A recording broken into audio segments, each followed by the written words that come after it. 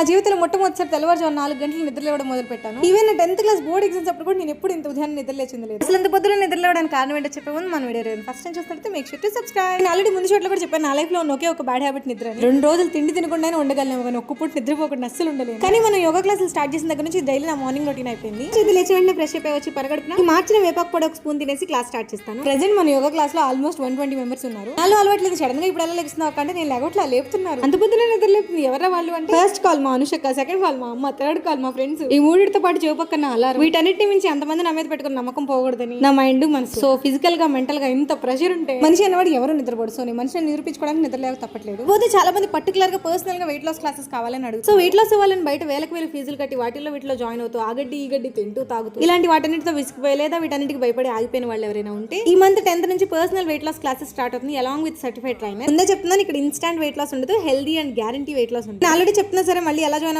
అవ్వాలని పర్సనల్ గా మెసేజ్లు కామెంట్లు పెడుతున్నారు. యోగా క్లాసెస్ కైనా only for personalised weight loss classes కైనా పైన కనిపిస్తున్న నెంబర్ కి వాట్సాప్ లో మెసేజ్ చేయండి. చాలా మంది ఇంకా ఆ కోర్సులు ఈ కోర్సులు కామెంట్ పెడుతున్నారు. తొందరలోనే ఒక్కొక్కటి ఇంట్రడ్యూస్ చేయడానికి ట్రై చేస్తాను. అవుట్ఫిట్ డీటెయిల్స్ వచ్చి ట్యాగ్ నోట్స్ లో పెడతాను, చెక్ చేసేయండి. అదే చేత వీడియోని లైక్ చేసి కామెంట్ సబ్స్క్రైబ్ చేసుకోవడం మర్చిపోకండి. ఉంటాను.